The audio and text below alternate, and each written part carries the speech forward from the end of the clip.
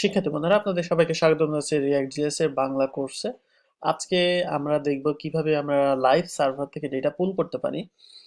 অর্থাৎ আমি যেটা বলতে চাচ্ছি, আপনার যখন কোনো একটা ফ্রন্ট এন্ড সোর্স থাকবে, সেক্ষেত্রে যেমন এখানে প্রোডাক্ট এন্ট্রি করে দিতে হচ্ছে, তো এখানে প্রোডাক্ট যাতে এন্ট্রি করে না দিতে হয়, অর্থাৎ আমরা এখন এটাকে মুছে দিচ্ছি।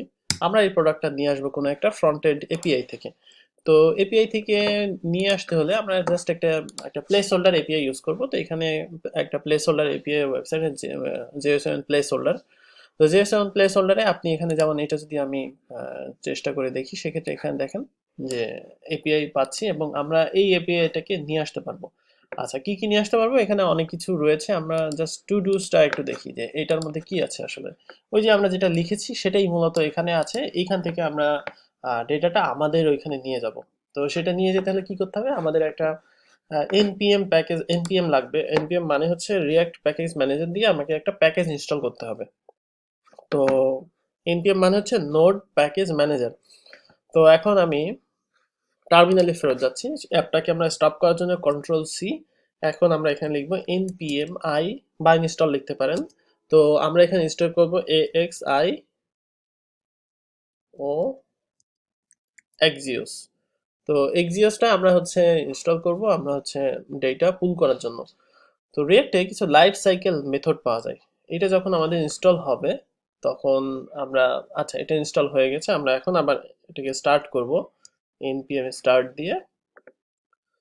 তো আমরা আবার এটাকে স্টার্ট করলাম। এখন আমরা একটা লাইফ সাইকেল মেথড ইউজ করব, যেটা আমাদের কম্পোনেন্টের শুরু হওয়ার সময় এটা আসবে। অর্থাৎ রিয়াক্ট যখন চালু হবে তখন এটা, মানে ওই কম্পোনেন্ট যখন রান হবে তখন এই লাইফ সাইকেল মেথডটা রান হবে।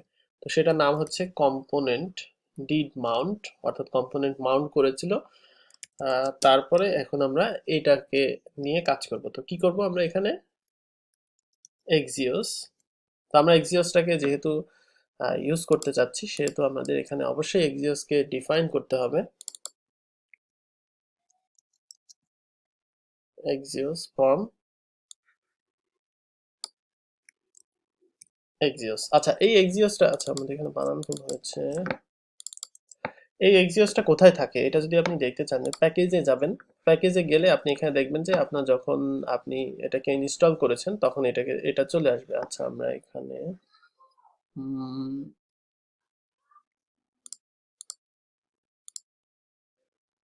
আচ্ছা আমরা এটা একটু পরে দেখছি। এটা মেবি কোথায় আছে শিওর না। আচ্ছা, তো আমরা এক্সিওস এখন আমরা গেট করব। তো গেট করে আমরা কি গেট করব? আমরা নিয়ে আসবো হচ্ছে এই ইনফরমেশন গুলো। তো এটাকে আমরা কপি করে নিলাম। দেন এটা আপনাকে যেটা দেবে সেটা হচ্ছে দেন, অর্থাৎ এটা যখন আমরা পেয়ে যাব তখন আমরা যা যা করতে পারবো সেটাই আর কি মূলত। তো এখানে আমরা পাবো রেস, অর্থাৎ রেসপন্স পাবো একটা। তো এখন রেসপন্সের মধ্যে আমরা যেটা পাবো সেটা হচ্ছে, আমরা একটু কনসোল করে দেখি। কনসোল লগ, অর্থাৎ আমরা এখানে পাবো রেস ডট ডাটা, অর্থাৎ ডেটা আকার এখানে পাবো। আমরা এখন এটাকে জাস্ট চেক করব যে আসলে কিভাবে আমরা এটাকে পাচ্ছি।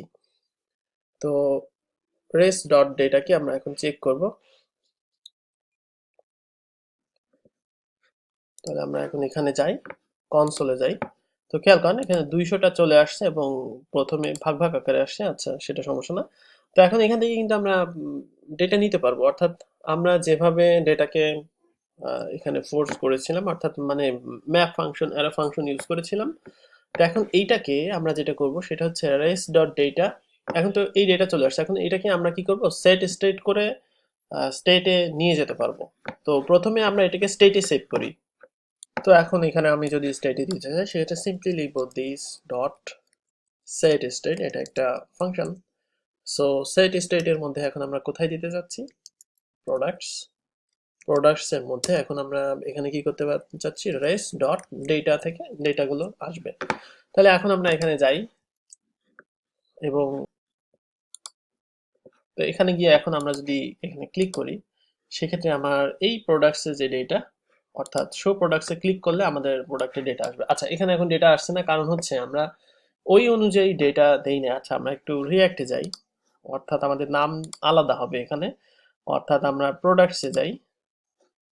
প্রোডাক্টসে আমাদের আইটেম আছে আপনার প্রপের মধ্যে, তো আইটেমের মধ্যে এখানে কি টাইটেল, তো আমরা টাইটেল ইউজ করব এখানে আইটেমস, তার মধ্যে টাইটেল আছে। সো এখন এখানে আমরা যাব,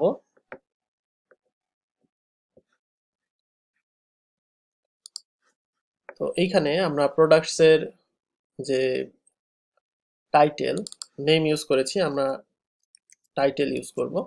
তো এখন আমরা তাহলে এখানে যদি আমরা প্রোডাক্টসে যাই, সেক্ষেত্রে আমরা দেখতে পাচ্ছি আমাদের প্রোডাক্টটা চলে আসছে। আর অন্যান্য ইনফরমেশন যেগুলো আপনার এর মধ্যে রয়েছে, অর্থাৎ প্রোডাক্টস আপনি যাবেন, গিয়ে তারপরে আপনি একটা নাম যাই, অর্থাৎ এখানে টাইটেল কমপ্লিটেড।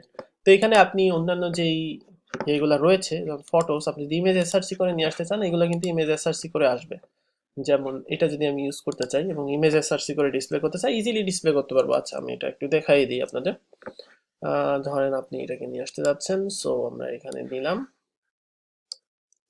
ফটোস, আমরা এখানে ফটোস নামে করি, ফটোস।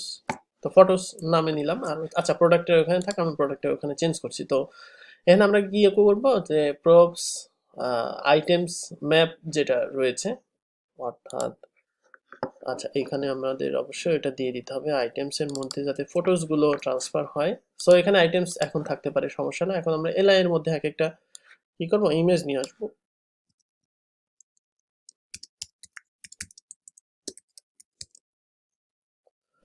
তো এসআরসি এখানে এখন আমাদের, আচ্ছা প্রোডাক্ট নামে নিয়েছি, ওকে, আমাদের এখানে চেঞ্জ করতে হতো, আচ্ছা সমস্যা নাই।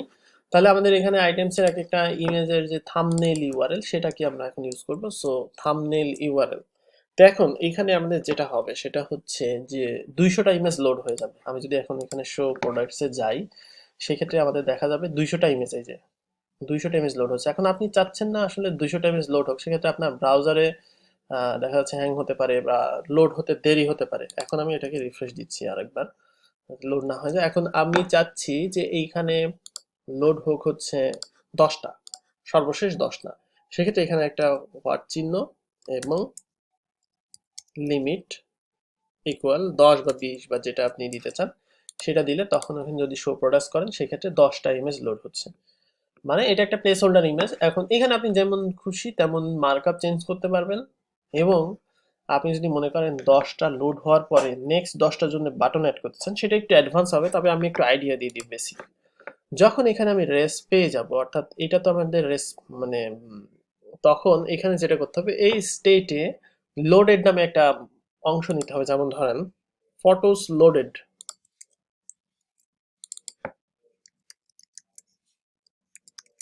তো বাই ডিফল্ট আমাদের 10টা লোড থাকবে, 10টা। সেক্ষেত্রে আমরা এখানে যেটা করবো, এন্টার দিয়ে করলে ভালো হবে, যেহেতু আমরা আরেকটা অবজেক্ট অ্যাড করতে চাচ্ছি। তো সেক্ষেত্রে আমরা এখানে কি করব, ফটোস লোডেড, ফটোস লোডেড, এইখানে আমাদের যেটা করতে হবে সেটা হচ্ছে যে এটার সাথে 10 যোগ করে দিতে হবে। অর্থাৎ আপনি একটা ব্র্যাকেট নিয়ে করতে পারেন, সেটা হচ্ছে দিস ডট, অর্থাৎ স্টেটে কি আছে এখন, ফটোস লোডেড এর মধ্যে কি আছে সেটা নিয়ে নিলাম, প্লাস প্লাস 10, অর্থাৎ যতবার আমি লোড, এই রিকোয়েস্টটা চালু হবে ততবার 10 লোড হবে।